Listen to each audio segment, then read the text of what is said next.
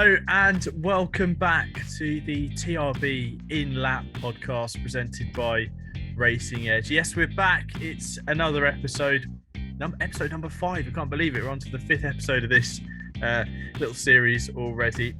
Something a bit different though this time. And instead of talking about one race, we're going to cram, condense and reduce into one podcast episode 4 races in the IMSA WeatherTech Sports Car Championship season.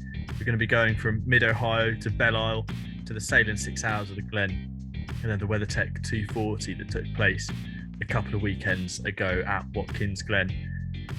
And instead of maybe talking about the races in depth, everything going on in those races, we're going to just take out some key themes, some key storylines that we think you guys need to know, and also we want to chat about. You know, there's some interesting stories that are taking place in these races. As always, on the TRB In-Lap podcast, I am joined by podcast pal, TRB In-Lap premium subscription holder, and of course, my new receptionist who works downstairs and hands me the phone when people call in. But I'm joined by Michael Haffenden. Michael, welcome back to episode number 5. Thank you very much for accepting the offer for the new job. You're doing a great job in your first week. Hope things have settled in. Thanks, mate. Really appreciate it. That's actually my job title on LinkedIn now is receptionist who works downstairs and hands Tim the phone. Actually, you're getting a call now, mate. Should I tell him you'll get back to them later? Yes, that would be great. If you could see the smirk on his face when he said that, you'd either want to laugh yourself or lamp him. I'm not sure which one we want to do. But anyway, we're back for another episode, and I'd like to thank everyone for taking the time to listen to the previous episode and previous episodes, plural, because Michael, we notice it, don't we? And we like to see people listening and liking and getting involved. It means a lot to us, doesn't it? We do indeed. It's still a bit baffling to me that people take time out of their day or evening or afternoon, whatever it be, to listen to us two rambling on, and even listen far enough to hear the magic words that could win them TRB merchandise. Yes, we'll come to that. Great intro voice. Love that. You need a job in some sort of TV advertising. I've got to quit the secretary job then. Already, he's handing in his notice after 7 days. But anyway, let's crack on with our usual segment we like to do early on in the podcast, which is, of course, we are supported by Racing Edge. RacingEdge.com is a site that sells race cars, road cars, track day cars, and we like to set ourselves a little challenge of picking a machine that we connect to our race that we're talking about in some way, shape, or form, and we like challenge you guys to go and think of a car yourself from the Racing Edge official paddock. This week's question was picking a car that is fun for a short blast, but is also good for a long drive, because with the WeatherTech 240 and the Watkins Glen 6 hours, a double header event at the same circuit, 2 very different races despite being at the same track. So we thought, let's pick a car that can do both. And I get the feeling we're going to have gone for 2 very different answers to the same question. I'll go first this time. I've picked the 1995 Porsche 928 GTS, which is available on racingedge.com. It's in a lovely silver color, 5-speed gearbox. I think it not only does it look the part, but the thought of giving this car a nice little rattle around the B roads around the countryside, but then also I get the feeling that sitting back and cruising, doing some proper grand touring, long drives, that this car would just eat up the miles, and what a pleasurable place to sit and drive from. I mean, it looks great, and adding to that, it's one of 47 as well, so I'd feel particularly special driving out there on the road. So I've gone for a road car. Haf, what's your choice? What's your answer to the question this week? I've gone for a race car. There it is. I've gone for the 2017 Mercedes-Benz AMG GT3, ran by none other than Riley Motorsports, in the fabulous Wins colours, made famous by, of course, the 962 back in the day. Then we've seen it on many different Ben Keating mobiles over the last few years, including none other than the Ford GTE that we saw at Le Mans in 2019. What a car that was. Deserved winner, by the way. Yeah. Just had a deserved winner, but we won't talk about that. That's a whole nother episode. That's a whole separate podcast episode for that. I've chosen that because one, delivery, and two, just love the car. I love the way it looks. I love the soundtrack, and also seems whatever game or sim I drive it on, I tend to go pretty well in it. So for some reason, my fake driving experience of it just gives it this sort of ascended view in my mind where it's like I could definitely race that in a sprint race, and I could see myself settling in for a double stint in the 6 hours of the Glen. So that is my choice. Those are our two options, Porsche 928 and the Mercedes-Benz AMG GT3. Why not go and have a look yourself and see what you can find on the Racing Edge paddock? And of course, if you are in the market for a race road or track car, then please head over to racingedge.com. So also in the last episode of TRB In-Lap podcast, we had a giveaway. We had a competition that you guys could win. I'm giving away 3 TRB caps to 3 lucky winners, so one each. There are only 5 of them in the world, so highly sought after, incredibly valuable, I'd like to add as well.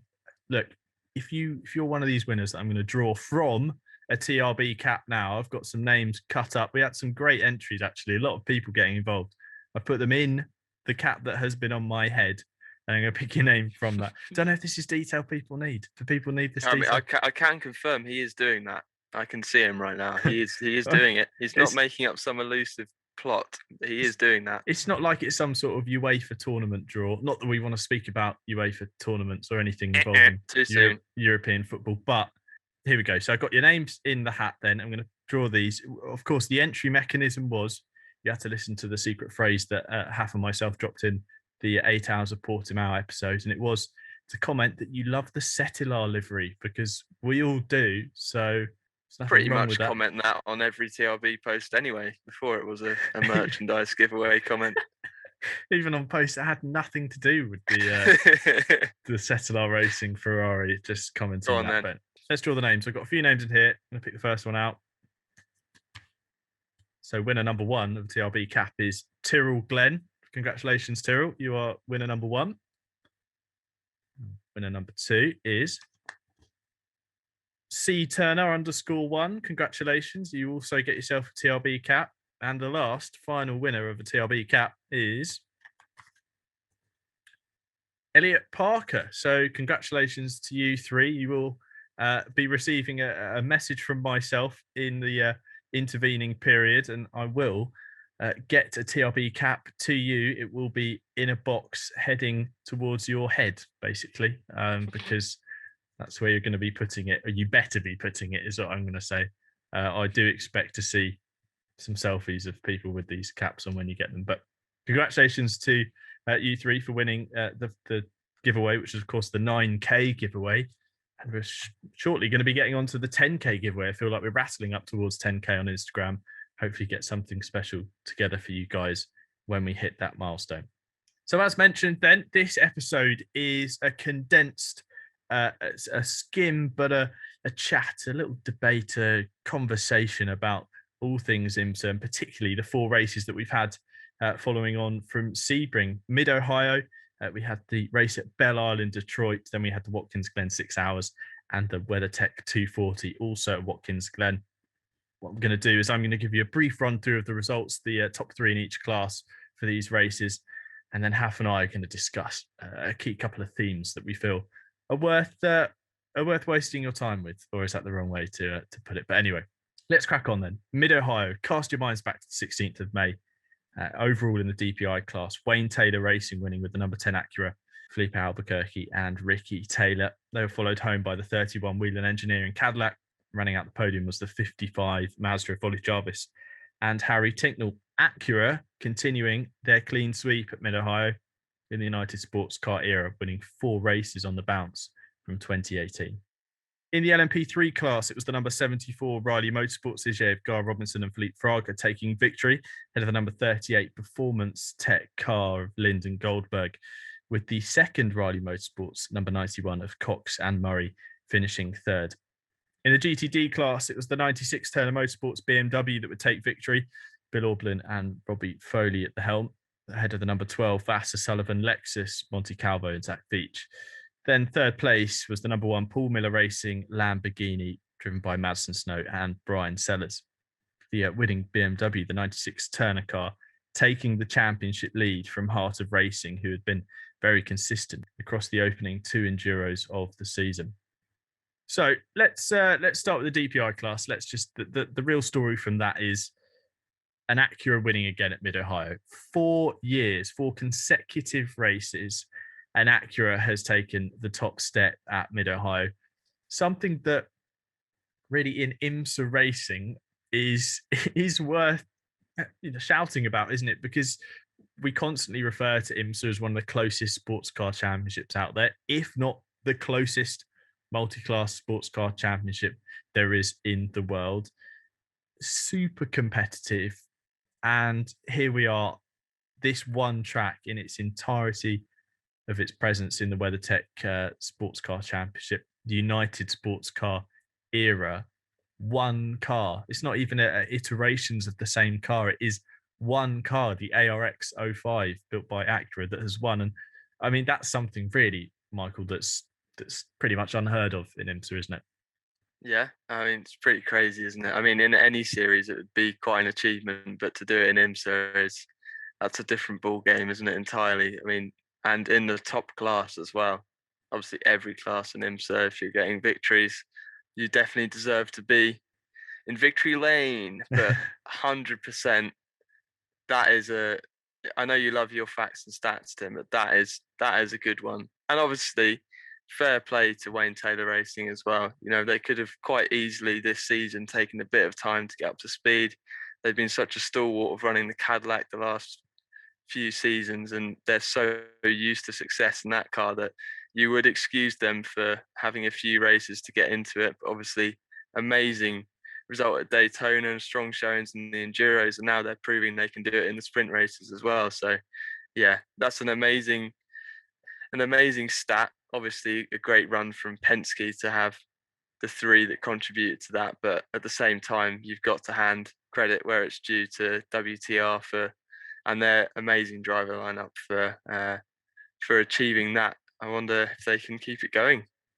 Yeah, it would be exciting to see. I mean, exactly what you mentioned there.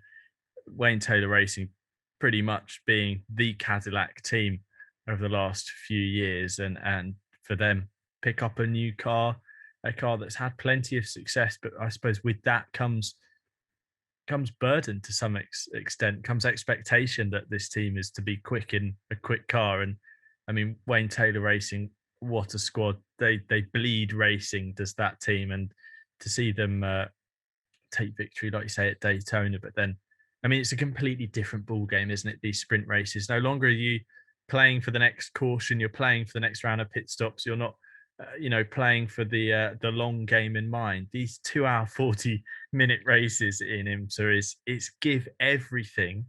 And at Mid-Ohio, we had another classic IMSA race, a late caution. I mean, I commented on how clean the race was, and we'll touch on this in a few moments' time, but really almost green from lights to flag, a really thrilling race. But in those final few moments to nail the strategy in a car that was affected by BOP. I mean, this is something we forget. IMSA took almost a mid-season break between Sebring in March and then the Mid-Ohio round in May. It was too long.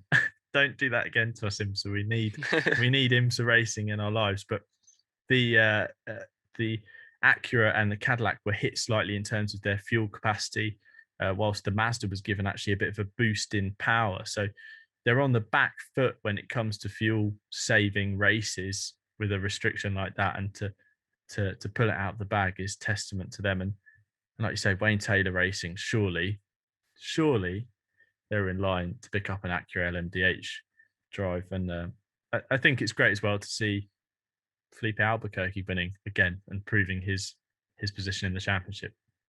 Yeah, definitely. I mean, as we were saying off air, kind of, it's you would happily take any of the DPI driver lineups, really, wouldn't you? Especially the full season duos. I mean, the caliber of drivers just in IMSA in general, let alone in the top classes, is astounding, really. So yeah, I mean, Ricky Taylor and Felipe Albuquerque, it's great to see them winning together. And now obviously Ricky was chased down pretty hard by Felipe Nasr, which seemed to be a sort of recurring theme in the races that followed as well, which we'll come on to. But amazing to again be treated as, I mean, it's, as sports car fans, it's such a treat, and I think we do sometimes. IMSA's been so good, and sports car racing has been so good over the last decade or so, and even preceding that in ALMS that came before. We do kind of expect a showdown at every race, and we're disappointed if it doesn't happen. But we forget that we are spoilt to have that. I mean, me and you were watching the race on a Discord call, sharing our screens, and we were saying which way is it going to go? You really can't call this; it's too close to call. And how many times do we get to say that as IMSA fans? It's just great, isn't it? I mean, it is so easy to forget that that's something we shouldn't just take for granted, but it's just so easy to do because we're treated to it so often. But yeah, fantastic race and well-deserved victory for Wayne Taylor Racing. So another theme really I wanted to pick out from this race is comes almost from a reflective view, really. Look, we've been quite quick to poke fun at the LMP3 class and particularly their ability to get in the way sometimes, almost LMPC Mark II, if you can remember the prototype challenge class from a few years ago. But I think the Mid-Ohio race, actually, the P3 class added something. This was, of course, the first race of the season that we didn't have all 5 IMSA classes competing. So now we're into kind of the normal season after you get the Florida 36 hours, which is Rolex, Daytona, and the Sebring 12 out of the way. That actually I felt that having LMP3 was quite a worthwhile addition. I liked watching them race at Mid-Ohio. I feel like it was a track that suited the P3 cars. They didn't get in the way of the GTDs. They didn't get in the way too much of the DPIs. They themselves had a very, close race. The Gar Robinson car and Felipe Fraga Riley Motorsports car, pole sitters and yes, race victors, but they had to work for it as well. I don't know. What do you think, Haff? I feel like the LMP3 class has maybe found its feet now after the first 2 Enduros. Yeah, I would definitely agree with that. It feels to me that Mid-Ohio was almost a bit of a turning point for the class. And the thing is, it kind of works both ways when you're introducing a new class like this, because the people who are in the cars driving that category themselves need to get up to speed and figure out the dynamic between classes, because up to Mid-Ohio we had 5 classes on track at once, and regardless of whether, on your opinion, if that's too much or not for one race, it is what it is, and we love to see that amount of cars scrapping for the same piece of tarmac, albeit in different classes. But my point being, it does work both ways. If you're driving behind the wheel of the LMP3 car and you're maybe not the most confident driver and you're struggling on cold tires a little bit and you've fallen back into the clutches of the GT class, be that GTLM or GTD, you've got to find your feet a bit and figure out where you can get past cleanly and not interrupt the battles too much and try not to interfere too much, which we have seen, and that's why we've poked a little bit of fun at it. Not because we don't want the class there. In fact, we're both pretty happy to see it when it was announced last year. But at the same time, it does work both ways with the GT drivers also figuring out, am I going to keep this guy behind me? Is it worthwhile blocking? Do I just let him go? All these sort of things where it just takes a few races of almost teething issues of figuring out the balance and whether it's worthwhile scrapping or whether it's worthwhile letting a driver go. And yeah, I'm sure you'll come on to the sort of actual results of the race where the laps ahead that they were from the classes, and that was a bit of a jump from what we've seen previously. So it definitely feels to me like a bit of a turning point, and it like you said there, you spot on, it added to the race, I think, for the first time, rather than just being part of the race that almost by default you do overlook a little bit, because the other more established classes have been so great in the in the 36 hours of Florida, as you put it.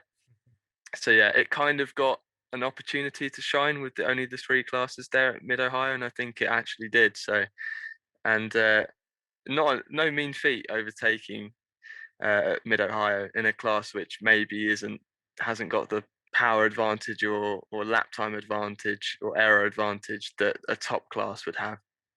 Yeah, well, a difference of 4 laps, like you say, you alluded to, between the P3 and GTD classes, and that's, across the sprint race. I mean, the jump up then from P3 to DPI was only 7, so but you wouldn't complain that the DPI to LMP3 gap was small or a problem, So it's almost an equidistant spacing between the classes here, and I feel like, yes, we've been given a chance now to see how LMP3 can contribute, but crucially, its contribution wasn't causing problems to the other races, which we to some extent have been quick to judge.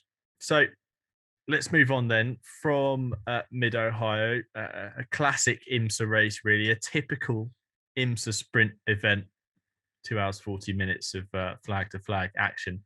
And we'll head to Detroit and to the Belle circuit on the 12th of June. The race took place, and in the DPI category, it was a maiden victory for Kevin Magnussen and with teammate Renger van der Zande in the number 01 Chip Ganassi Cadillac. They were chased home by the 31 Whelen Engineering Cadillac of Felipe Nasr and Pipo Derani, with that number 10 Acura of Wayne Taylor Racing completing the podium. Magnussen's first IMSA win and pole in Cadillac's backyard within view of the Renaissance Centre GM headquarters. I feel like actually the team's coming to fruition as Chip Ganassi Racing take their first IMSA prototype victory since 2015.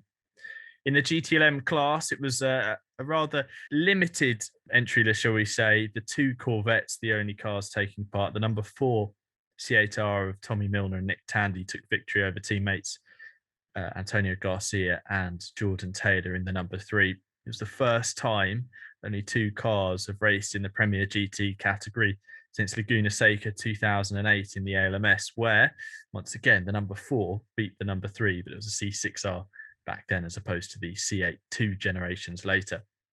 In the GTD category, well, it was victory at last for the number 23 Heart of Racing Aston Martin, driven by Roman DeAngelis and Ross Gunn, ahead of the number 19 GRT Grasser Lamborghini, with the number 66 Gradient Racing Acura of Miller and Bechtelsheimer taking the 3rd place in category. Now, the number 23 was elevated to the race victory after the number 39 Carbahn with Peregrine Audi fell under minimum pit stop time, and the car was knocked down the order. So Aston Martin scored their first GTD win in the United Sports Car era. So really, the talking point from the Belle Isle weekend is all about one man, one team, I suppose. Chip Ganassi Racing and Kevin Magnussen. Big move for him away from Formula One, something that has been covered plenty of times in motorsport press, this conversation about, is it the right thing to do? I mean, it's a one-word answer, isn't it? Yes. I proved it at Belle Isle. Pole, race victory, and in pretty spectacular fashion. Yeah, regardless of the results, I think the smile on his face just proves it as well. He's absolutely loving life in IMSA, and why wouldn't he be? I mean, fantastic to see him and Renger getting success as well as a driver partnership. I feel like that's a very, very likable duo, likely to become a bit of a fan favourite, I think, as the season continues to wear on. But yeah, fantastic to see them convert that into victory. Not an easy place to do it at, but they were just on fire all weekend, weren't they? Well, pole is something that at Detroit Belle Isle is difficult enough to complete a lap, let alone it's the fastest lap, because street circuit, particularly tricky track as well. He had it by a fairly slender margin, by 0.02 of a second over Harry Tinknell in the Mazda. But I completely agree. Look, we all knew Kevin Magnussen was a great racing driver. There was no doubts about it. You can't have the surname Magnussen and be a bad sports car driver / racing driver. But I think this has all put the stamp. It sealed the deal, really, that sports car racing is where Kevin's going to make his name. I honestly believe now that the Formula One thing will fade into irrelevance, and his step away from that world will actually do him plentiful favors. I mean, a win in IMSA is brilliant. A win in this really competitive class, the DPI category, and also the fact that he's going on to be joining Peugeot in the hypercar class in WEC. I mean, this is a man stacked full of talent. I'm just really happy to see him win. But also, I think on the flip side, a sense of relief from Renger van der Zande, a driver that, I mean, you are president of the Van der Zande fan club, in all honesty, aren't you? I mean, you could not like this driver more. But at the end of last year, it was looking like he didn't have a drive. He was with Wayne Taylor Racing with the Cadillac. He was winning. He won Petit Le Mans with the team, and he won earlier in the year. They finished runner-up in the championship, but he was without a drive as Wayne Taylor made the decision to go to Acura to pick up the ARX05 program. And obviously with that came linked drivers, shall we say, to the Acura program. For him, I mean, this is now, I feel he's solidified his future. He's not only in a drive this season and won, but he's with Chip Ganassi Racing. He's with a team that undoubtedly we're going to be seeing in the top flight of sports cars for a little bit longer. I mean, what a weight off Renger van der Zande's shoulders. Yeah, exactly. I think if it was down to the fans, then he'd have a drive secured for the next 50 odd years, to be honest. I mean, he's such one of those drivers that probably the other drivers, when they're in the car, are like, Renger's in that car, because, you know, he's sending it around the outside of traffic, absolutely flying. He's just one of those drivers and there isn't really a driver in DPI who's not spectacular to watch, to be honest, but to then go up another level onto Renger's in terms of watching him and just being like, wow, he's really going for that. You know, like round the outside at Sebring, turn ones, flying through traffic, just taking the risk. But it's not one of those drivers that you ever really feel nervous watching, like, oh, he's gonna cause an accident or something like that. It's always like, wow, he's pushing the limits, but you know that he's doing it. It's a calculated risk, even though it looks quite outrageous from the outside. But yeah, fantastic to see him back on the top step, thoroughly deserved. And like you say, I feel like if he was without a drive this year, it would be, you know, this year is and next season to an extent is about positioning yourself and sort of making your case for the manufacturers who are entering hypercar and LMDH, and positioning yourself with Chip Ganassi, like as you say, that's pretty surefire way to commit to your future for the next few years at least, when we get the new regs. So yeah, that's really great to see. And I also feel like there's a big sense of pride there for him, not just, and this is one of the lovely things about sports car racing, not just on a personal level, but in a sense of that, you know, K-Mag, yes, amazing talent, but he's needed a bit of a nudge in the right direction from someone who is as gifted as Renger and as experienced as Renger is, to maybe just polish off some of the edges that were there. Not that it seemed like he needed much of a push in the right direction, but I mean, it's not going to hurt having Renger van der Zande as your teammate, is it? So no. I feel like there's probably a real sense of pride there, and he looked so happy after the race. And that's one of the things I love about sports car racing, is even the drivers that you thought, you know, you've seen them in Formula One or whatever, they seem to be racing for themselves. They're just got the I want to win at all costs mentality, and then they get into sports cars and it's a slightly more relaxed environment, or at least it's a very different environment when you're in the race and you're having to share and you're looking out for your teammates way more. That just, yeah, really, really nice moment to see them both loving life as they should be. Thoroughly deserved win. I mean, we think how close they came to a debut victory, if you like, as a team at the Rolex 24, but not for that puncture for Scott Dixon. Then Kevin Magnussen would have picked up a Rolex watch on his first attempt. But I feel like that's almost driven them on harder. And it wasn't an easy win. I want to touch on this about street circuits and their place in endurance racing or multi-class sports car racing, because it was a 1 hour 40-minute race. Magnussen took the start, and it was then handed over to Van der Zande. Probably within the final hour, I'd say the change was made. But Van der Zande didn't have an easy run to the flag. It wasn't just pick his line and drive around and, I can defend here and defend there. The Detroit Belle Isle circuit, there is room to overtake if the opportunity comes. And it was almost Monaco 1992-esque, Mansell versus Senna. It had that style to it. This time, Van der Zande was being harried home by Felipe Nasr, not a driver who's going to just sit behind another car and follow. But Van der Zande, he picked his gaps with traffic. He made the right move when he needed to, backed off and just accepted that he was going to lose a car length or a couple of tenths to the competition behind here and there.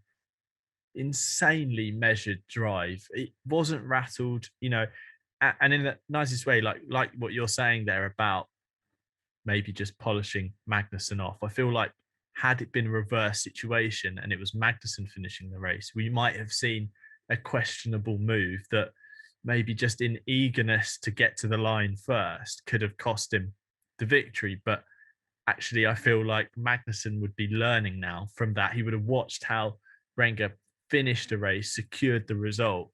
There we go. Another skill to add to his list of things to do now. He needs to develop that, that sports car edge of just knowing when to give and when to let go. But street circuits, this is a theme I want to cover with you. It is strange to see multiple classes racing on street circuits. I mean, we're so used to it at Long Beach. We've come to love it at Detroit Belle Isle as well. And we used to go and race at Baltimore, albeit for some very questionable seasons back in the LMS. I mean, street circuits, do they have a place in sports car racing? I mean, they're certainly unique, aren't they? But can they feel clunky? Can they feel a bit strange? I mean, does it produce the racing we want? It's a very good question. I'm not sure if I have a straight answer. So here we go. If you're playing TRB In-Lap bingo at home, half admitting that he doesn't think he has a straight answer, that's a classic. Tick that one off.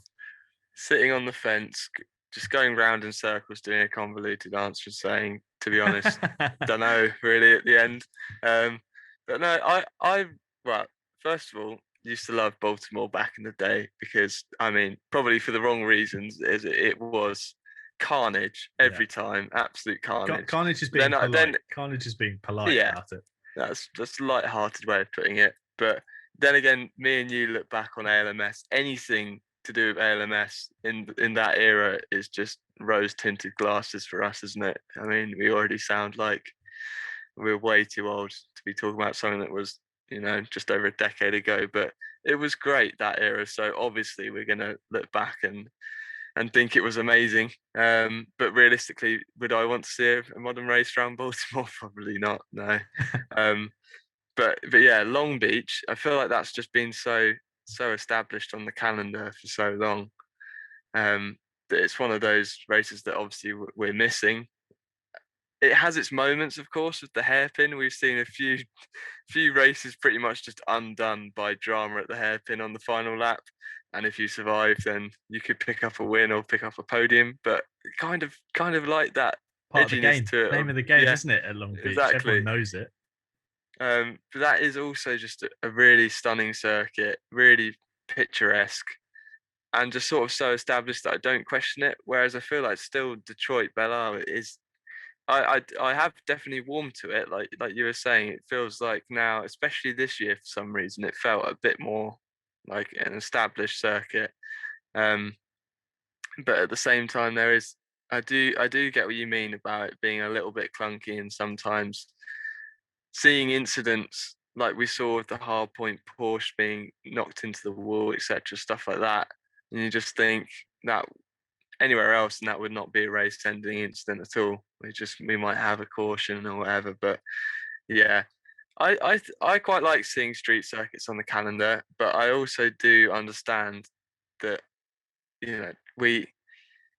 I probably wouldn't make many changes to the IMSA calendar anyway, just because I love almost every circuit that they go to. Obviously, some more than others, but if there was a calendar I was going to change in the motorsport world and in the endurance racing world, without mentioning any names, it wouldn't be IMSA, that's for sure. What's your opinion before I continue to dance around the question that I don't know my opinion on? I think there is a place for it, and I think if anything, it makes the IMSA series more unique because, I mean, I said other endurance racing series would not even think about going to somewhere that was a street circuit. And I enjoy it. I get frustrated at it because you get the typical street racing things, and something I love about endurance racing: have a problem, limp the car back to the pits, get it fixed, go out, carry on. And even in like some of the sprint races at other circuits, you can do that. At somewhere like Mid Ohio or um, Laguna Seca or Watkins Glen and Mosport, you can get away with something, get back to pit lane, fix something, get benefited by a caution, come back into the race, whatever. Your race isn't done. I think my only question mark about street circuits is typically have an incident, that's it. That's going to be a suspension part shattered. That's going to be a big hit into a wall, especially when you've got multi-class racing. But at the same time, that's the name of the game, isn't it? That's the risks you play with as a driver, as a team. That's what we watch as a fan. It almost feels so wrong that it's right, street racing in sports cars. I think it's quite a spectacle, and the navigating of traffic is something we enjoy anyway on that, again, part of the game of endurance racing / sports cars. Would I maybe have the race a little bit longer? Yes, maybe. I feel like actually giving Belle the full 2 hours 40 as opposed to the 1 hour 40 we had.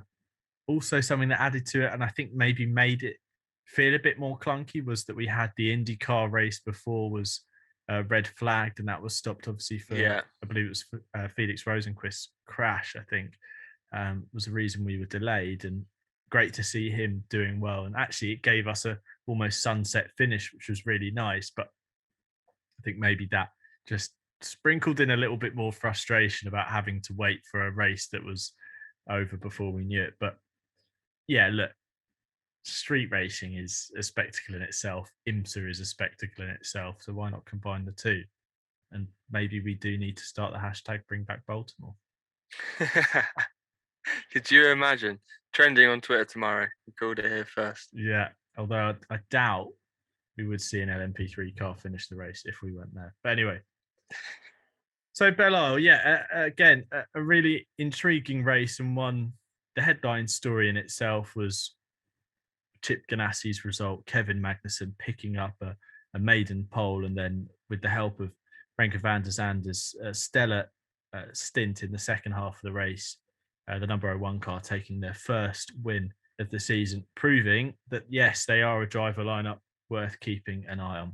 So let's move on then to the next round of the Michelin Endurance Cup, the Salem 6 Hours of the Glen, 27th of June.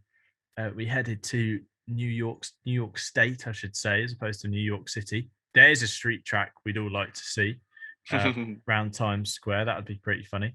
Never going to happen, but we can dream.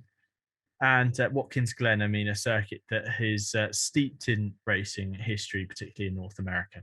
Winning overall, though, it was the number 55 Mazda of Ollie Jarvis, Harry Tinknell, and Jonathan Bomarito, limping across the line for running out of fuel, ahead of the number 60 Meyershank Racing Acura, Dane Cameron and Olivier Plat, rounding out the podium. Ricky Taylor, Felipe Albuquerque, and Alex Rossi's number 10 Wayne Taylor Racing ARX 05. In the LMP2 class, yes, LMP2 back in action. It was the Win Autosport Orica of Thomas, Nunez, and Merrill taking the victory in class, ahead of the 52 PR1 Matson Motorsports of Keating, Jensen, and Huffaker. And in third place, the number 22 United Autosports car of Maguire, Boyd, and Smith, completing the podium 3 laps down on the competition. In the LMP3 class, it was Yes, that number 74 Riley Motorsports car heading the way. Gar Robinson, Felipe Fraga, and Andrews at the top step, ahead of the number 54 Core Auto Sport car of John Bennett. Kurtz and Braun in the second place, and then in the number 91 car, Riley Motorsports rounding out the podium, Cox, Murray, and Bleekemolen in third. Then in the GTLM category, Antonio Garcia and Jordan Taylor took victory in Corvette Racing's number 3 C8R. They were harried home, though, by the 24 BMW M8 of John Edwards, Jesse Crone, and Augusto Farfus. Then there was another BMW on the podium, number 25 of De Filippi, Eng, and Spengler complete the top 3 in category. And then, last but not least, the GTD class. It was the 96 Turner Motorsports BMW, Orbelin, Foley, and Reed taking the top step. Ahead of the number 1 Lamborghini, Paul Miller Racing, Sellers, Snow, and Lewis in second place, with Roman DeAngelis, Ross Gunn, and Ian James in the heart of racing, number 23 Aston Martin rounding out the rostrum. So, yay, take a deep breath. Take a deep breath. We've got through it, just about. But look, the story of the race, really, Mazda retaining their crown victors of the Watkins Glen 6 hours. But a race that really, it was typical sports car racing in that you get to about 5 hours in and throw those 5 hours out the window, screw them up and forget they ever happened, and go on from there. I mean, what an end to the race. Part of me feels a little bit sorry for the number 60 Meyer Shank car. They were so strong throughout the event, but I don't know, you make your own luck. And what a call at the end of the race from the Mazda pit crew, leaping ahead in that final round of pit stops. And then Harry Tinknell having the lightest right foot of any racing driver in the world to somehow limp that car home on what must have been fumes of racing gasoline in those final seconds. What a victory, though, for Mazda.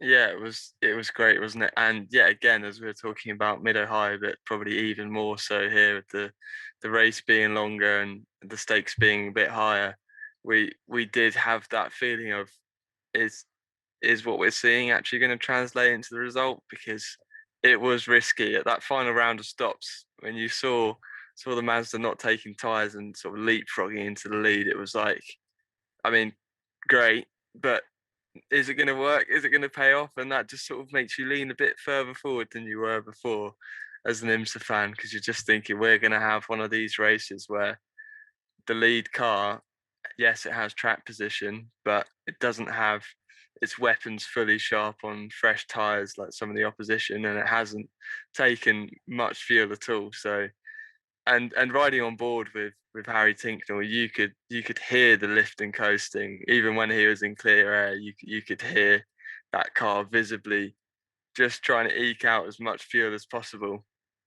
But you just never know. As a fan, you just never know if it's going to be enough. And it was right on the sort of border of us all thinking, is he going to make it to the flag? And if he does, can he keep the opposition behind, or is it just going to conk out to the line? It was one of those thrilling finishes that, like I said earlier, we're so spoiled in IMSA with having these amazing results and amazing showdowns at the end of the race, where, like you say, we almost get to Daytona and Sebring and we're like, I'll just throw the last 23 and a half hours, the last 11 and a half hours out the window. And in this case, the last 5.5 or so hours, because it was just like, this is it. This is the fight. This is what it's all come down to. It was fantastic. And we are sort of self-professed Mazda fanboys as well. It's fantastic to see that car back on the top step, especially as they're right in the thick of the championship battle as well.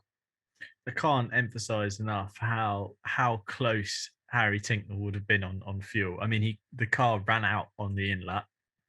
Listening to the coverage of the next race, which was still at Watkins Glen, during the red flag period, John Hindhaugh replayed an interview between himself and Ollie Jarvis, and they were talking about it was a matter of 0.0 something a lap that Harry needed to find more. He needed to just eke out a little bit more for it to add up. And there was discussions on the pit wall, someone saying it was for example, 2.2 a lap, and someone else saying no, he needs 2.18 a lap to make it to the flag.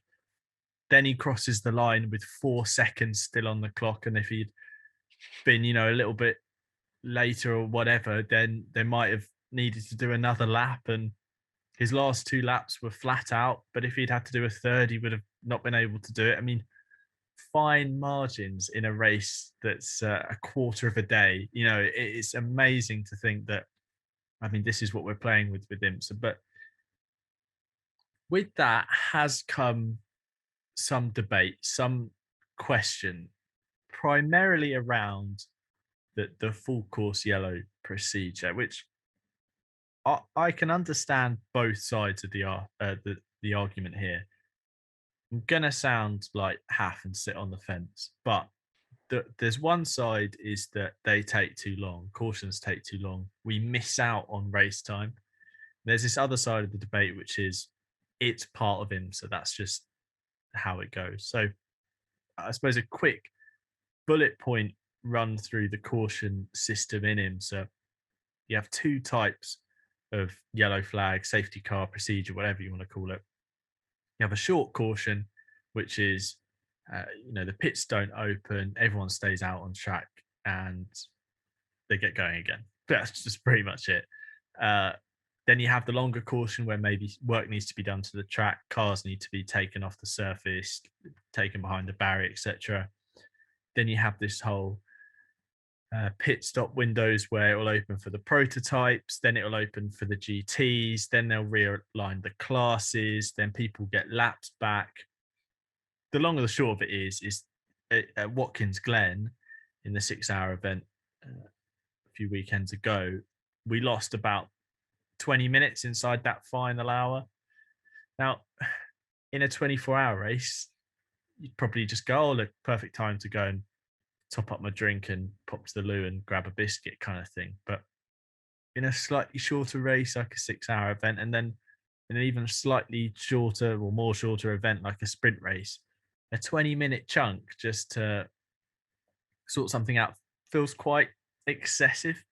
And when the car, so that it was the number 8 Tower Motorsports Orica, I believe, that was removed from the exit of turn 1 where it spun off and hit the inside wall. I mean, there was quite a period of time basically after the car actually being removed, the hazard being cleared from the circuit before we actually got racing again.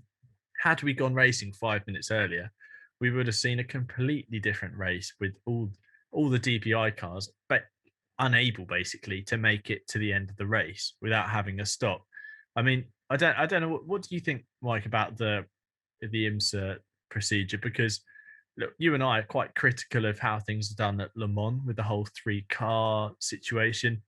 We see it in WEC where it's very different in that the races, you know, they pick up the leader and where you are on track is where you are on track. No passing before the line. Prototypes getting held up by GTs on the restart. And then we have IMSA here where, to some extent, we love the fact that you're kept in the race. You know, cautions help you get back into the thick of things. I don't know. What do you think? I'm actually not going to sit on the fence with this one. So here we go. It's the first time for everything. I actually really don't mind the long cautions. Now, I have said that out loud, so I can't go back from it now. And part of that for me is that I think IMSA is the most exciting championship to watch in terms of pit stops anywhere in the world. You might say Formula One is the pinnacle and watching them get down to sub 2-second pit stops and whatnot. But in terms of spectacle, in terms of, you know, sometimes driver changes, are they the unknowns going into it? How much fuel are they going to put in the car? Are they going to change left side tires? Are they going to take no tires? Are they going to change all 4 tires? And as if that wasn't enough, a huge fat burnout at the end of it all, just to try and beat the other cars in class out of the box before the end of the pit lane. I find that quite entertaining to watch. I get it's a bit of a laborious process going class by class sometimes. And yes, in IMSA some of the classes are there's a lot more strength in numbers than others, let's say. But at the same time, it does keep the racing alive massively. And yes, probably, like you said, it has more of a place in the endurance races where we have a bit more time to sacrifice, and we don't mind taking a little, probably what's a much needed break from flat out battling action, constant in your face goings on for the last however many hours on end. But at the same time, even in the shorter races, it does give us situations like we had there.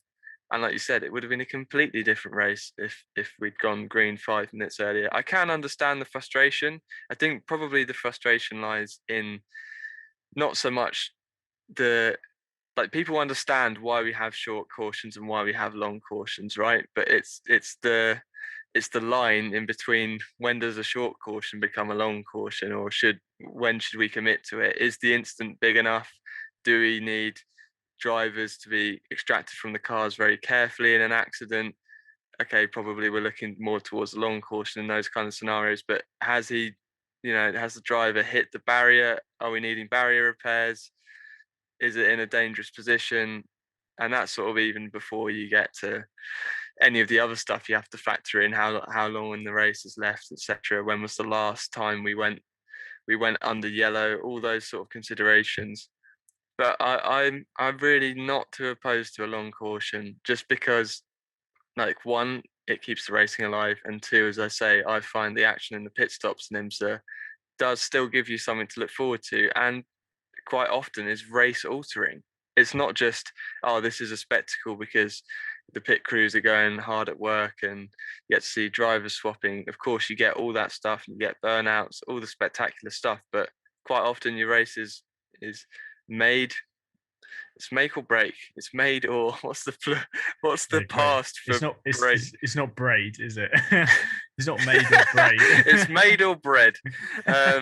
Made or bread in the pit stops. Your race is won or lost in the pit stops, basically. So I am actually feel like I answered that question without sitting too much on the fence and getting splinters in places I didn't want splinters.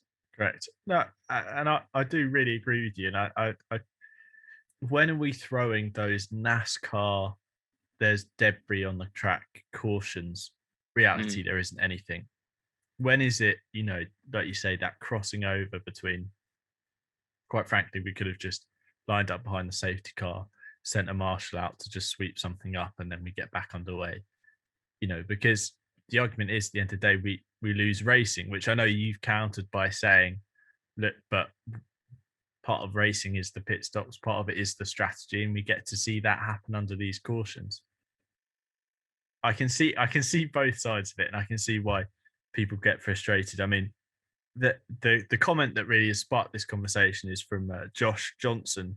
And Josh, if you're listening, then thanks for commenting this, because this has sparked quite an interesting conversation, really. He says, I don't like the constant wave rounds when there is a caution. They always say how close the races are, but it's only due to the wave rounds. Now, my response to this was, but that's the name of the game, right? And that's what I want to, repeat here. It's not that that's going to favor one person across the whole season. That's another one of these things in sports car racing and in most sport in general that happens to just play out by rule of average across the season. You might be saved by a string of 3-4 cautions at Daytona that get you back on the lead lap, and then you're suddenly fighting for the race victory when 6 hours before you thought you were out of the race. But then come some of the sprint races, your competition might find themselves back on the lead lap or back in the action because of this. And everyone plays by the same rules. Everyone's in the same situation. Everyone's dealing with the same set of circumstances at the same time. If anything, it's just part of the challenge. I think the IMSA caution system is so different to the Le Mans way of doing it. One, for me, really very much induces racing. It keeps it alive and it keeps it together. And okay, yes, to some extent, there is a bit of dramatic intervention, if you like, to keep the race alive. But the other can be, quite frankly, decimating for a race that's still got 20 hours still to go. The fact is that the way IMSA choose to do it, the way IMSA will probably continue doing it, and the way IMSA have done it forever, it seems, it is a way that I think doesn't stop someone just running away with it. Again, you have to prove yourself to be a victor. You have to prove yourself to get it right in the pit stops. And in this situation, the Mazda team, they won it because they made the strategy work. They played their joker card and it came off. You can't take that victory away from them. And Meyer Shank Racing, who were strong for the whole race, didn't match it. That's what it comes down to. That's what it comes down to in racing, is those occasions someone steps up and takes the victory. And in this situation, Lena Gade on the pit wall said, "We're doing this," gave the call on the radio. They jumped up positions in the pit lane, and then it was down to Tinknell to make it happen. I don't know. I agree with you. I see the argument for we lose racing. I see it's artificial. I see the whole, it's not how the race was meant to work out. You can probably audibly hear my inverted commas I'm making with my hands. But for me, there's a reason week in, week out, we come back for these 2 hour, 40-minute or 6 hour or 12 hour or 24-hour races with IMSA. And it's because every minute counts. And it's because the race will go down to that final hour. It will go down to the last round of pit stops, guaranteed almost. There's no way. Something ridiculous will have to happen for it not to be set up for a thriller in that final half hour. And it doesn't get old, does it? That's the other thing. It doesn't get old. We're not bored of it. We wouldn't be chatting about all these races. We wouldn't be, like I say, turning. I mean, IMSA's going through a boom at the moment. So many more people are watching it. Record numbers on viewership channels. People are complaining about the stream being broken or whatever because there's so many people watching the stream that they want it to be working for them. I think it's just all part of the show. It's part of the rules, part of the game. It's part of IMSA sports car racing. I completely agree. I actually have nothing more to add. I completely second your comment. I hate to be that guy who likens racing to football or other sports, but that's that kind of thing of a bad referee or whatever it may be that causes your team to lose on a certain day might be the reason you win in the next match. You never know in which way the steward's calls in these regards could go your way or if they could go against you. And yes, obviously gutting for teams that have led for 5.5 odd hours or have dominated the race, but you have to make the bold decisions when it counts, and that's exactly what Mazda did. So, I mean, fair play to them. I personally not really of the opinion that it detracts anything away from a victory. I certainly think it detracts something away from a victory when we have safety cars splitting up GTE battles at Le Mans, which were nose to tail for however many hours. It's amazing we're still so bitter about 2018, isn't it? It's amazing considering how much we love the retro Porsche liveries that we weren't just content for that car to run away with it. But I mean, can't blame us for wanting an absolute golden era of racing, one of its editions, and one of its closest editions, I would argue, in terms of BOP as well. But to go down to the wire. We get that in IMSA. We get it going down to the wire. Exactly. And like you said, not bored of it. Another story I wanted to bring up was the GTLM class. We had, I mean, all kinds of fortunes and misfortunes in this category. We had, of course, the WeatherTech Racing Porsche retiring with that quite substantial fire after only 3 laps of racing. We had the Nick Tandy Tommy Milner number 4 Corvette looking in a spot to win after the final caution, but as it emerged, a suspension issue which dropped them back. And something which I want to point out, which the commentary team missed, was in fact that Tandy actually indicated to let Garcia go. I think it was Garcia at the end, or if not, it was Jordan Taylor, to let them go right at the end. And that's also when the 24 BMW gave the almighty send up the inside into the inner loop. But just to add that in, that I spotted it and John Hindhoff didn't. But look, that for me, something that I post about on Instagram and Twitter, and something that's got a lot of response is penultimate time seeing the M8 GTE in action, the big boy, so much more than just a meme to us, really. I mean, a car that came into the GT rule set when things were on the up. We had Ford, uh, you know, bringing a new car and pumping so much cash into this new machine. Then we had a year later, Porsche bringing a factory back to brand new RSR to racing. Then announced later that year that BMW would be bringing a car. I mean, it was almost too good to be true. And the BMW M8 has been a car that we've been frustrated about in terms of its lifespan in WEC racing. But in terms of IMSA, I mean, what a machine! It's won some of the biggest races. It's won at at Daytona. It's won big endurance races. It's been in the thick of it. It's been able to take the fight to Ford, Porsche, Corvette in the in the backyard, if you like, of proper hardcore GT racing.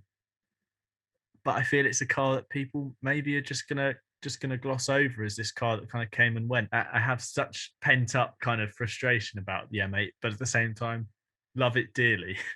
Yeah, it's a bit of a weird one. Not sure if I'm emotionally ready to deal with the fact that we won't see it racing again after Petit Le Mans, but I'm sure we'll be two sad boys come November when we do that In-Lap podcast episode. But yeah, it is a bit of a mixed one. All I'll say is thank God that it raced in IMSA, because the WEC program and the sort of bags of potential, even it showed on its debut in 2018, it's just very, very frustrating. I know we've even said it. We only had 4 episodes prior to this of this podcast, but we've somehow already wrangled in the fact that they should have stuck it out another year to get better BOP at Le Mans. But it's been a fantastic car in IMSA, and certainly proved its worth while the class was still almost at its peak, or just coming off the back of its peak, you might say. Um, but yeah, back-to-back victories at Daytona. Obviously, that's not to be written off. And like you say, so much more than just a meme that arises on Twitter again and again every blooming race it competes in, which is really funny, by the way. That's really funny. We both really enjoy it. That's why we keep mentioning it. But yeah, so much more than that. And BMW's had such a presence in North America in endurance racing for as long as I can remember, with obviously going back to the M3 GT2 days, and then my fave car ever, the Z4 GTLM. I mean, I'll stop now before I bang on about that car. Then the M6, which just grew on me after it took the Z4's place. And it just had to be a worthy car for us to fall in love with the M8. And yeah, it's definitely got the character, isn't it? And put up a great fight against the Corvettes, just as well as the novelty of seeing that car back in action, just to see it going well. Obviously, real shame for the WeatherTech Porsche that it couldn't feature, unfortunately. Um, but yeah, great to see them. Unfortunately, obviously benefiting from the issues the Corvette had, but at the same time, they were right in the fight when it mattered right at the end. So yeah, cool to see both cars get on the podium, even if it was sort of gifted to them in a little bit. But you've got to be in the fight at the end. That's what we know about any form of racing, but especially in IMSA. And just fantastic as well. You can say what you want about GTLM and depleted numbers, but when we get the old gang back together, it's still just as close as ever, isn't it? Yeah, exactly. I mean, look, I mean, let's just take a second to look at the stats. I mean, they've won 50% of the Daytona 24 hours that M8 has competed in. GTLM Michelin Endurance Cup champions in 2020, as well as being teams champions last year, and BMW GTLM manufacturers champions last year. Look, the M8 has picked up its trophies in North America, and that's, for me, how I'll remember it. I'll remember it as being the car with that yes, is so fresh and brand new and is going into North American racing and basically having a bit of a laugh and a kickabout and doing a very good job of it. You know, we comment about the drivers here and there, you know, some quite aggressive racing in this season, but I mean, you've got 4 races in which to prove yourself for them, Sebring, Daytona and Sebring, now Watkins Glen. We've got one more opportunity to see this car in action and would not be surprised to see the 2 cars, uh, quite frankly, ragged senseless in an attempt to take a final victory. And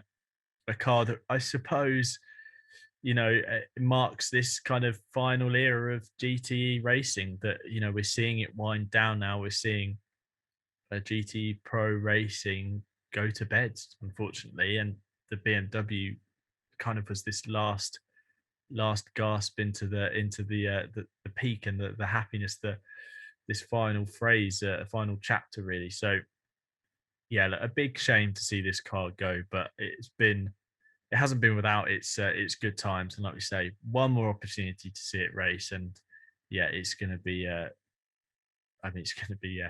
They're going to wring the neck of it, aren't they? And give it another go. So let's move on then to the final race to chat about in this In-Lap podcast episode, but by far the final race of the season. It was the WeatherTech 240 at Watkins Glen. Obviously, we were unable to go to Mosport, which is a shame. A track that I love, a track that I know you love, Half, that again is absent from the calendar, unfortunately, due to travel restrictions. And I look forward to the day when we can return to Canada, north of the border. But a double-header event at Watkins Glen, and it was another strategy run race at Watkins Glen, but this time it was the 31 Whelen Engineering Cadillac of Nasser and Durrani that took victory ahead of Van der Zande and Magnussen in the 01 Chip Ganassi car, with the number 10 Wayne Taylor Racing Acura taking the final step on the podium, Ricky Taylor and Philippe Albuquerque. Then in LMP2, Ben Keating and Mikkel Jensen took the top spot in the PR1 Matson Motorsports car, ahead of the Win Autosport machine of Stephen Thomas and Tristan Nunez, with the number 8 Tower Motorsports car of John Farano and Gabriel Aubrey rounding out the third place position of the 3 cars competing in category. In LMP3, Gar Robinson and Felipe Fraga once again top step of the podium for them in the LMP3 category. Riley Motorsports taking another victory, quite simply dominant in this part of the season. 3 wins in a row for them. They were followed home by the number 91, the second Riley Motorsports car. So it was a Riley 1-2 in LMP3 of Cox and Murray. And then in third place, John Bennett and Colin Braun in the Core Autosport car. The GTLM, it was a Corvette 1-2, number 3 heading home, number 4 this time. Garcia and Jordan Taylor beating Tommy Milner and Nick Tandy, with the WeatherTech Porsche being put back together after the fire for the race on Friday evening. Cooper McNeil and Matt Campbell taking third place a lap down. And then a GTD category, Aaron Telitz and Jack Hawksworth winning for the Basta Sullivan number 14 Lexus, heading a team 1-2 ahead of the number 12 Frankie Montecalvo and Zach Beach in second place. And then rounding out the podium, once again, it seems, Roman DeAngelis and Ross Gunn in the 23 Heart of Racing Aston Martin. Now, I want to start things off by saying, what a way to round out the week. Thursday night qualifying, Friday night race. I wish more of my weeks could end with an IMSA race like that. I mean, something about it just felt so wrong, yet so right, to be setting up at my desk at about 10 p.m. on a Thursday to watch qualifying. It felt almost like Le Mans without it being Le Mans. Very strange, but a really cool event. And obviously, like we say, shame not to be going back to Mosport this year. Travel restrictions being the main issue there, traveling into Canada. But a sprint race off the back of an endurance race, 4 days afterwards, plenty of lessons learned.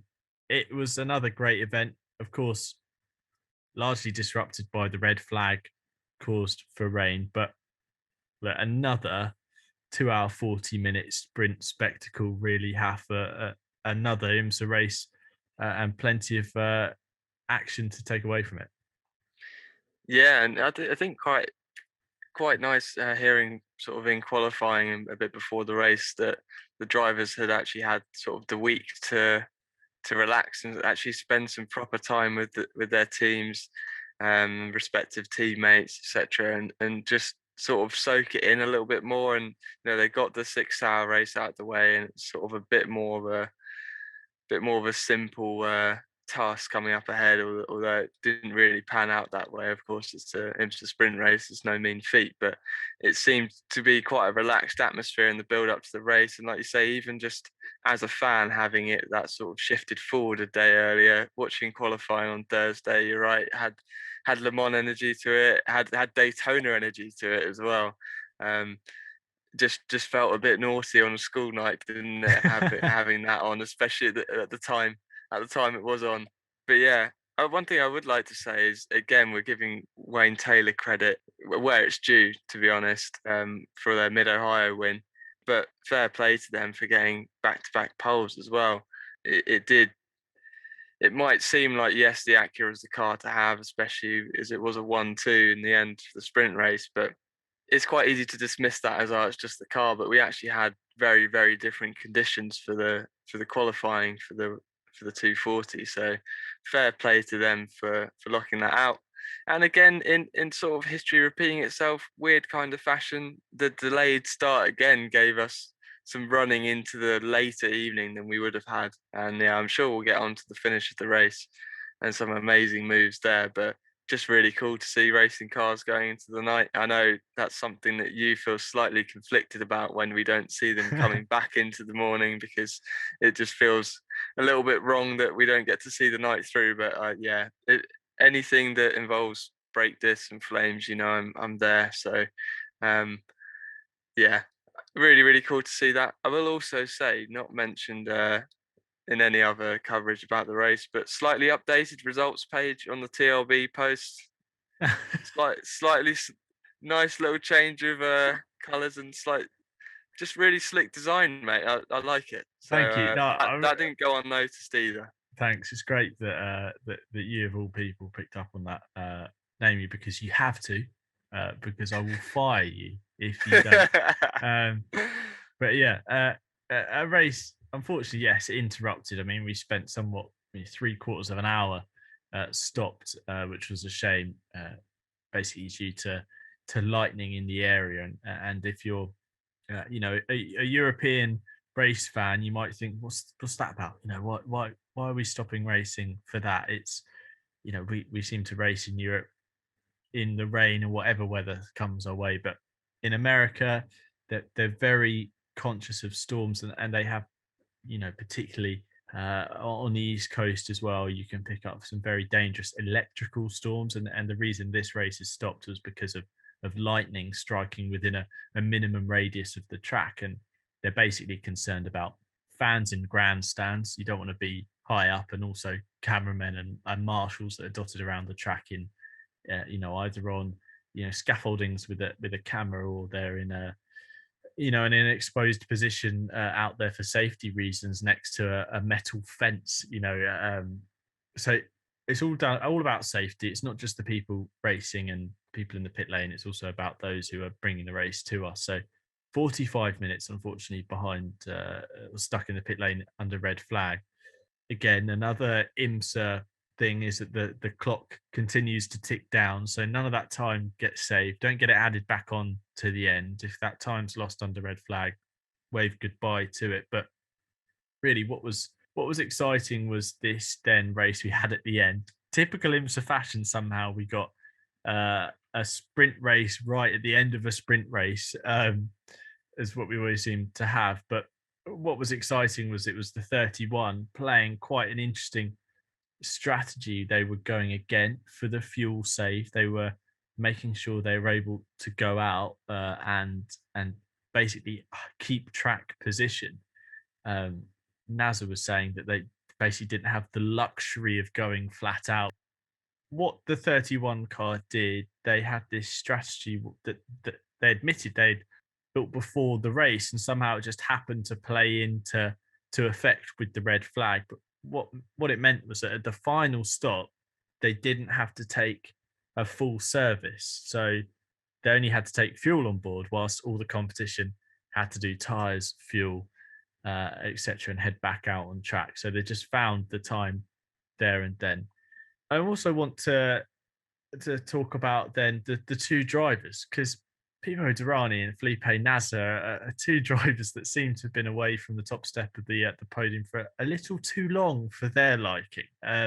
Almost a year to the day, that they won at Sebring in the Cadillac Grand Prix a year ago, when we had a 2-hour 40-minute race there, kind of to get the season up and going again after initial lockdown periods. But Pipo Derani and Felipe Nasr are two of probably the best sports car drivers out there at the moment. I know you and I have a soft spot for Pipo Derani through his antics behind an ESM liveried car, and also doing a pretty good job at the wheel of a Ford GT. And now with Cadillac, he's an absolute weapon. But I think it's interesting that these are guys who are giving everything, and they haven't been able to win all season.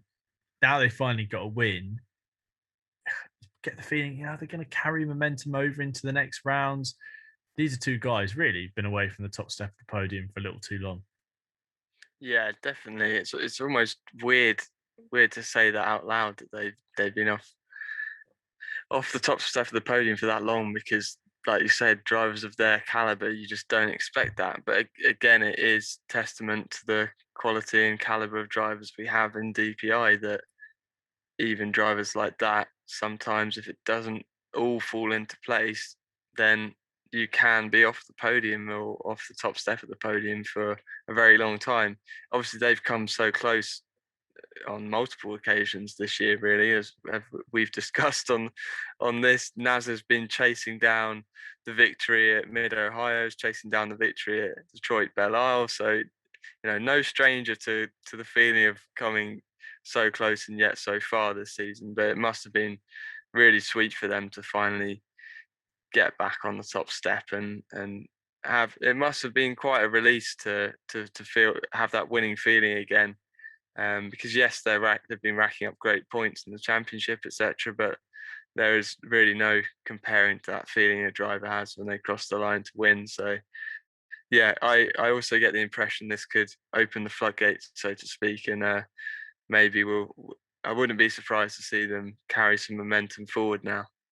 One, I suppose, final thing really to wrap up the chat about this WeatherTech 240 at the Glen is this restart situation, literally with a matter of minutes to go, and a particular Instagram video that I posted on board with Jack Hawksworth in the number 14 GTD Lexus. Now, if you want a definition of the phrase "send it," then please feel free to head over to the Racing Blog's Instagram page and give the video a watch. But he went from third to first on a damp track at a restart, mixing in with LMP3 cars as well, in two moves that basically won him the race.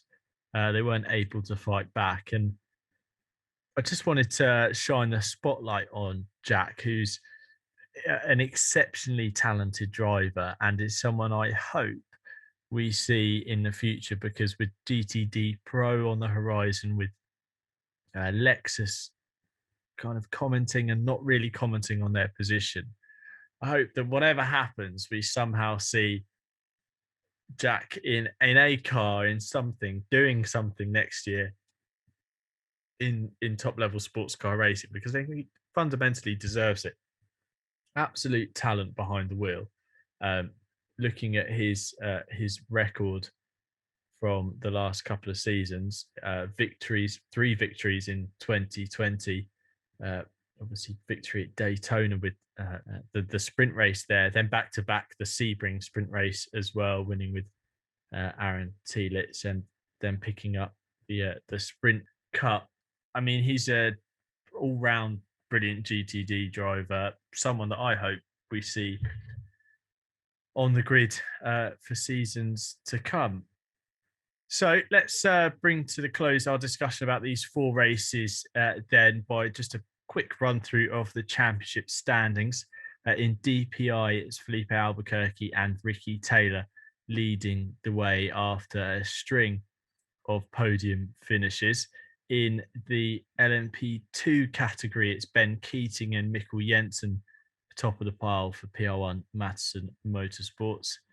Then in the LMP3 class, it is Guy Robinson who leads the way out front on his own, obviously off the back of back-to-back victories at Watkins Glen. Then in the GTLM category, Antonio Garcia and Jordan Taylor lead the way. They really have been the team to beat this season, and they head their Corvette, their sibling rivalry with Nick Tandy and Tommy Milner. And in the GTD category is Bill Oberlin and Robbie Foley in the Turner Motorsports BMW, who lead the way off the back of their victory at the 6 Hours of the Glen. So that concludes really our chat about these IMSA roundup. Really, these 4 races crammed together into one quick fire run through the results, etc. Now we usually drop in a little phrase for you guys to pick up on if you've made it this far. I feel like we should do it right at the end to see if anyone can get it. Have you got any particular standout ideas for this one? I'm trying to think of a couple. I mean, something about sending it on the inner loop could be quite funny because Jack Hawksworth. I was going to say a Hawksworth send on the inner loop. I believe the term you used was butt clenching in your caption. So yeah, maybe we avoid that phrase to stop TRB. TRB getting reported. If a lot of people commented saying that was a butt clencher, that could be really quite funny. You're cool, mate. You are the receptionist in this situation. No, I'm just checking the legal ramifications for you now. No, we're going to go with this is the phrase. If you listen this far, comment already. Comment down below. I already missed the M8. We'll go with that. Oh, I mean, again, something I've commented many times on your post. So it won't look amiss if the comment section. Where's my TRB cap?